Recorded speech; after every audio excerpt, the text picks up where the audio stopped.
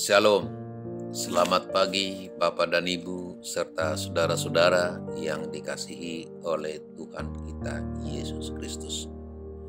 Hari ini Rabu tanggal 6 April 2022, saya Pendeta E.H. Subarani bersama istri akan membagikan firman Tuhan dengan pola pembacaan Alkitab 4M, menerima, merenungkan, melakukan, dan membagikan, yang dikeluarkan oleh Majelis Sinode GKU di Indonesia dengan tema Resiko Iman kepada Tuhan Yesus Kristus.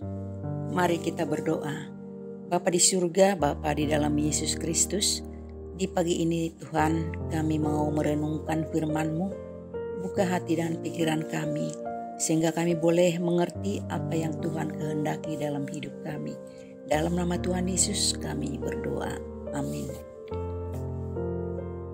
Pembacaan firman Tuhan dari Alkitab Perjanjian Baru terambil dari Kisah Para Rasul 7 ayat 57 dan 58. Demikian firman Tuhan. Maka berteriak-teriaklah mereka dan sambil menutup telinga serentak menyerbu dia. Mereka menyeret dia keluar kota, lalu melemparinya. Dan saksi-saksi meletakkan jubah mereka di depan kaki seorang pemuda yang bernama Saulus. Amin. Apa yang dilakukan oleh para anggota Mahkamah Agama?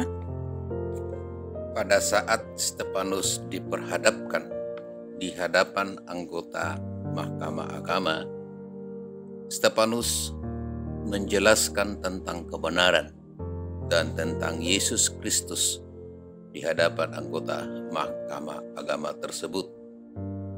Mendengar penjelasan Stefanus itu, anggota Mahkamah Agama tidak tahan mendengarnya. Mereka marah besar kepada Stefanus dengan teriakan yang keras sambil menutup telinga dan menyerbu Stefanus. Namun, Stefanus tidak takut terhadap bentakan dan amarah anggota Mahkamah Agama. Stefanus tidak takut terhadap ancaman kematian yang menantinya. Stefanus tetap memiliki semangat karena dia melihat kemuliaan Tuhan Yesus yang sedang berdiri di sebelah kanan Allah Bapa.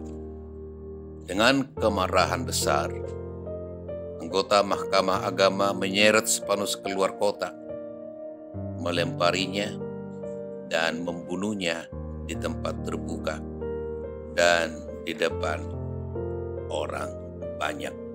Maksud Stefanus dibunuh di tempat terbuka dan di depan orang banyak adalah untuk memperlihatkan kepada orang banyak resiko bagi mereka yang percaya dan beriman kepada Yesus Kristus akan diberlakukan seperti yang dialami oleh Stefanus.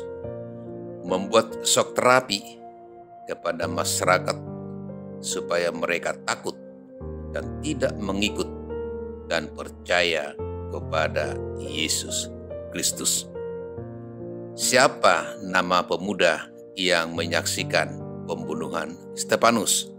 Yang menyaksikan pembunuhan itu adalah seorang yang berasal dari Tarsus yang sangat membenci orang Kristen, yang menganiaya pengikut Kristus, yang mengejar-ngejar orang-orang percaya untuk dimasukkan ke dalam penjara.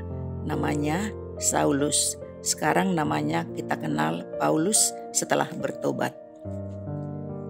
Apakah menderita bagi Kristus akan selalu bagian dari kehidupan orang percaya? Jauh sebelum peristiwa pembunuhan Stefanus, Yesus sudah berkata dalam Lukas pasal 9 ayat 23, "Setiap orang yang mau mengikut aku, ia harus menyangkal dirinya, memikul salibnya, dan mengikut aku." Memikul salib adalah simbol penderitaan dan kematian. Yesus berkata dalam Matius pasal 10 ayat 22. Dan kamu akan dibenci semua orang oleh karena namaku. Tetapi orang yang bertahan sampai pada kesudahannya akan selamat. Tuhan tidak hanya mengaruniakan kepada kita hanya percaya kepada Kristus, melainkan juga menderita untuk Dia. Kalaupun kita menderita karena mempertahankan iman dan percaya kita kepada Yesus Kristus, itu adalah bagian dari kehidupan sejati sebagai pengikut Yesus Kristus. Dan penderitaan itu juga tidak sebanding dari kemuliaan Tuhan yang akan kita dapatkan kelak. Dan jika kita tetap memilih setia kepada kebenaran Kristus, maka kita harus bersiap-siap dicerca, ditolak, dan dihina. Bagi kita yang beriman dan percaya kepada Yesus Kristus, tidak perlu takut sekalipun kita harus menghadapi penderitaan, hinaan, dan cemoohan, karena janji kemuliaan Tuhan kelak akan menjadi milik kita. Dan penderitaan yang kita alami itu adalah sebahagian kecil dari kemuliaan Tuhan yang akan kita dapatkan. Sebagai pengikut Kristus yang sejati, tetaplah mempertahankan iman percaya kita kepada Yesus Kristus. Memang mempertahankan iman dan percaya kita kepada Yesus Kristus memiliki resiko atau konsekuensi, yaitu siap dicemooh, dicerca, dan memikul salib. Tetapi kita tidak perlu takut mempertahankan iman percaya kita kepada Yesus Kristus, dan kita tidak perlu takut memberitakan Injil Kristus sekalipun kita harus menghadapi penderitaan itu. Sebab firman Tuhan mengingatkan kita dalam 2 Timotius pasal 1 ayat 7. Sebab Allah memberikan kepada kita bukan roh ketakutan, melainkan roh yang membangkitkan kekuatan, kasih, dan ketertiban. Tuhan Yesus berkata, berbahagialah orang yang dianiaya oleh sebab kebenaran, karena merekalah yang mempunyai kerajaan surga. Amin. Mari kita berdoa.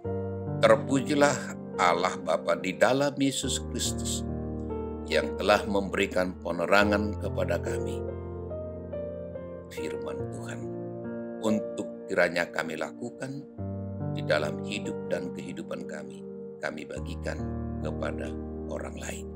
Terima kasih Bapa, kuatkan kami dengan kuasa Roh Kudus, mempertahankan iman percaya kami kepada Yesus Kristus, dan kami mampu untuk memberitakan berita Injil Kristus yang sesungguhnya. Di dalam nama Yesus Kristus kami berdoa dan mengucap syukur. Amin. Selamat beraktivitas. Tuhan Yesus memberkati.